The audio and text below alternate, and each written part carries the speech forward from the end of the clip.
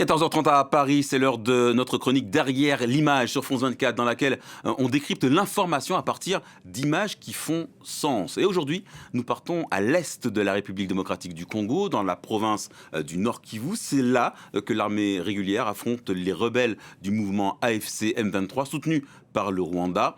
Ce conflit, il a déjà déplacé une partie importante de la population. L'ONU estime que 5 millions de personnes vivent dans des camps de réfugiés en 2025. Parmi ces nombreux déplacés qui vivent dans des conditions très difficiles, il y a des femmes. C'est l'image du jour. Quentin Péchard, vous travaillez pour la rédaction des Observateurs de France 24, qui a été alerté sur la situation de ces femmes. Alors cette image, qu'est-ce qu'elle nous montre très concrètement? Eh bien, on y voit un camp situé dans la ville de Beni, dans la province du Nord Kivu, situé à l'est de la RDC. Il est très précaire. Le plus souvent, les tentes sont de simples bâches, en fait, tendues sur des piquets. Les habitantes dorment dessous, sur des matelas à même le sol. Regardez, normalement, on va voir des images de l'intérieur de ce camp. L'une d'entre elles a bien voulu nous montrer l'intérieur de ces habitats de fortune. On voit qu'effectivement, ces matelas sont posés directement à même le sol. Autant dire que ces tentes, elles ne protègent que très peu leurs habitantes en cas d'intempérie. En ce moment, le Nord Kivu et la ville de Beni connaissent une petite saison des pluies. À chaque averse, le camp est inondé. Des conditions de vie qui sont donc effectivement extrêmement difficiles. Aujourd'hui, il y aurait plus de 250 foyers qui vivraient dans ce camp, selon une source locale. Il s'est formé en fait progressivement depuis janvier 2025. Alors je ne sais pas si vous vous souvenez, mais en janvier 2025, effectivement, les rebelles du M23 menaçaient la capitale de la province, la ville de Goma, dont ils ont fini par s'emparer le 27 janvier 2025. Les affrontements jettent sur les routes une grande partie de la population. Ces femmes en font partie. Elles habitaient Goma et elles ont dû fuir au moment de la chute de la ville aux mains du M23. C'est un de nos observateurs, effectivement, donc ces personnes qui nous envoient des images et des informations à travers le monde. Cet observateur, il s'appelle Jackson Zaera et c'est lui qui nous a alertés sur le sort de ces femmes. Lui-même est originaire de Goma. Il a dû fuir aussi avec l'arrivée du M23 et il a croisé ces femmes sur sa route. Et donc, il a filmé ce camp et les conditions de vie dans lesquelles elles vivent l'ont proprement scandalisé.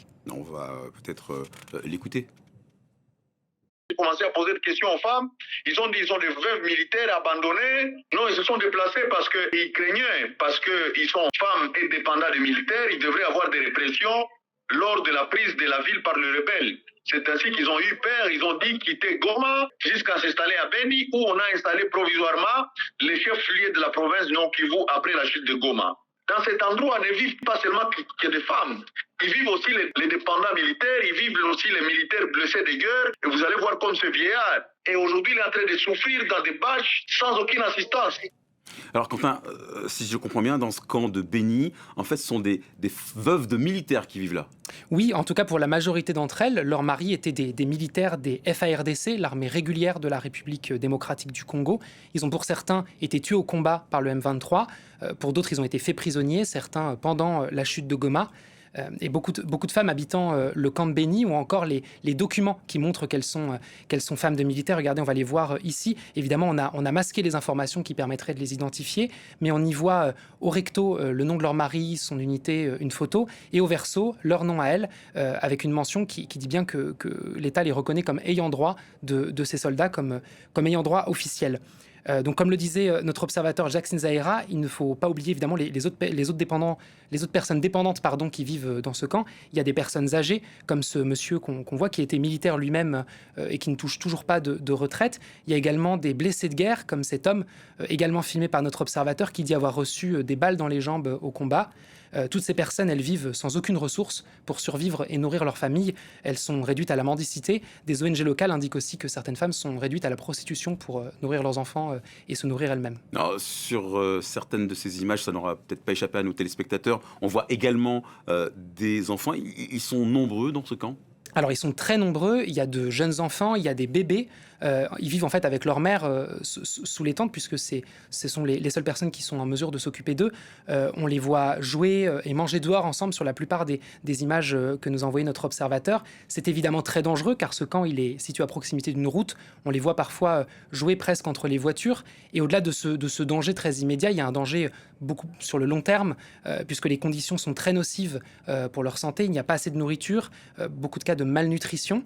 On a pu parler avec une humanitaire locale qui s'appelle Françoise Nzoga, qui coordonne une ONG qui s'appelle Protection et Solidarité. Cette ONG elle a pu faire plusieurs visites dans le camp et elle nous raconte qu'elle est très inquiète pour la santé de ses enfants. On va l'écouter tout de suite.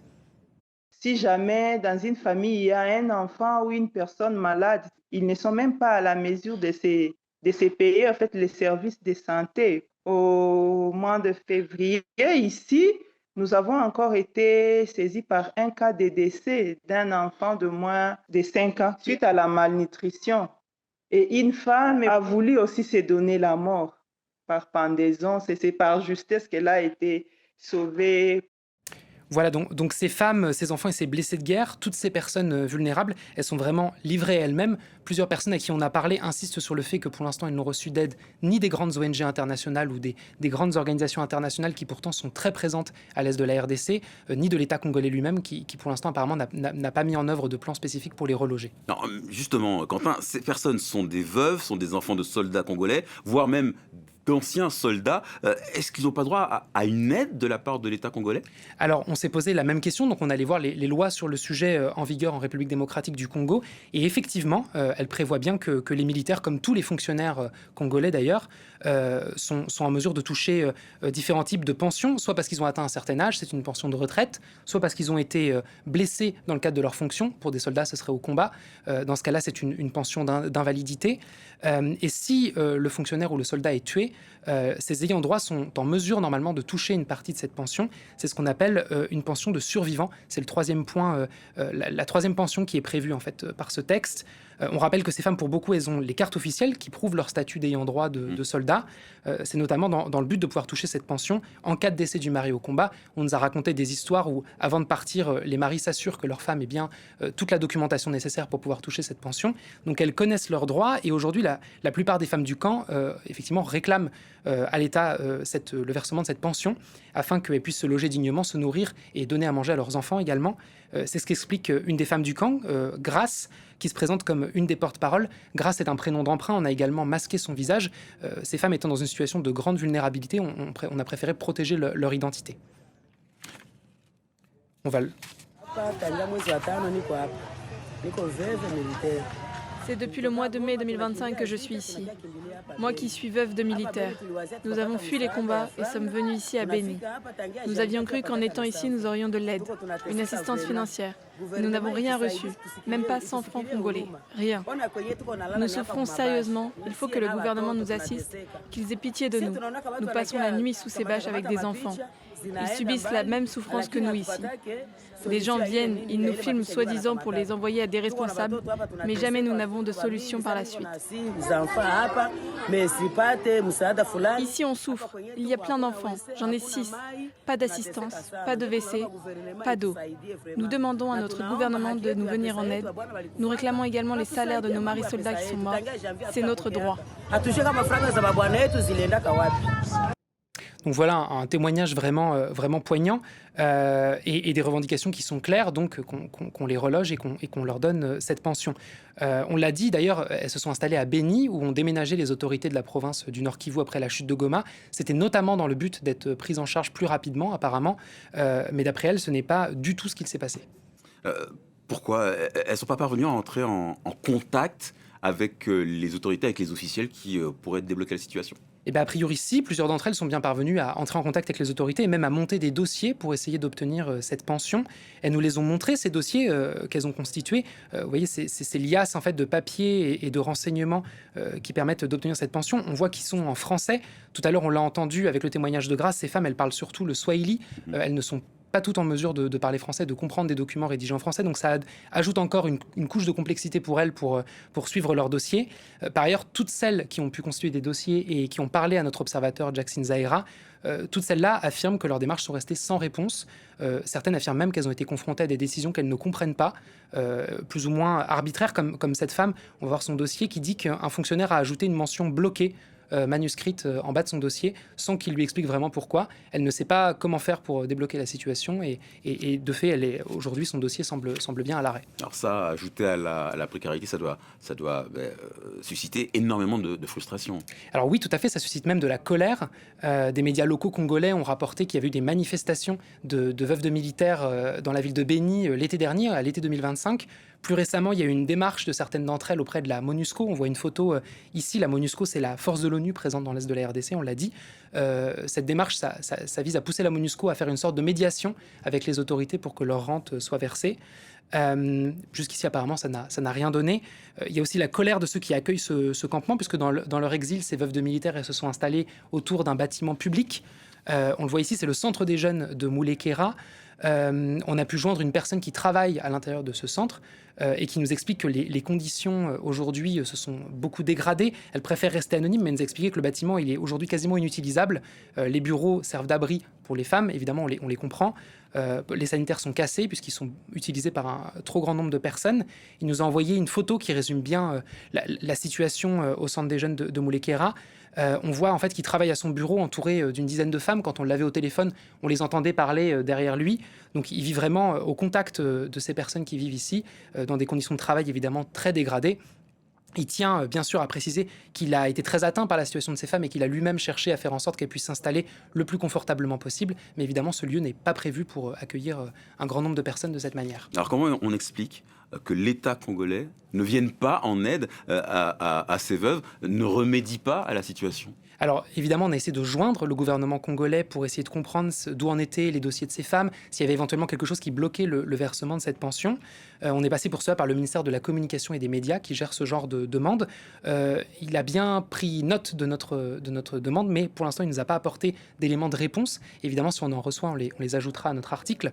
En fait, plusieurs activistes locaux à qui nous avons parlé disent craindre que les sommes destinées à ces femmes n'aient été détournées. Alors, pour l'instant, on n'a pas d'éléments de preuve de ça, mais ce genre de problème, ce ne serait pas inédit dans l'histoire des FARDC. En mai 2025, Radio Okapi, un média qui est possédé par la mission de l'ONU à l'est de la RDC, la MONUSCO, avait rapporté qu'un colonel avait détourné la solde de soldats avant de s'enfuir.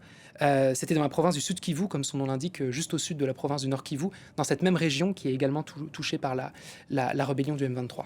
Merci beaucoup Quentin Péchard, et je rappelle que votre reportage, votre article sur ces veuves de soldats abandonnés à Béni, eh bien tout ça c'est disponible en intégralité sur le site de France 24. Une autre image maintenant, la photo d'une famille de migrants en pleurs, séparés par ICE. C'est cette photo qui a remporté ce jeudi le premier prix du World Press Photo 2026. L'image immortalisée par la photographe américaine Carol Guzzi de l'agence de presse américaine Zuma et de l'Institut Eyewitness pour le Miami Herald montre le moment bouleversant, ce moment bouleversant où Luis, un migrant équatorien, est arrêté, séparé de sa femme Kocha et de ses enfants après une audience devant un tribunal de l'immigration à New York. C'était le 26 août dernier, prise à l'intérieur d'un bâtiment fédéral américain, accessible aux photographes de façon très exceptionnelle. Eh bien, cette photo montre les visages en pleurs et paniqués, vous les voyez, de ces deux filles, tandis qu'elles s'agrippent désespérément au pull de leur père.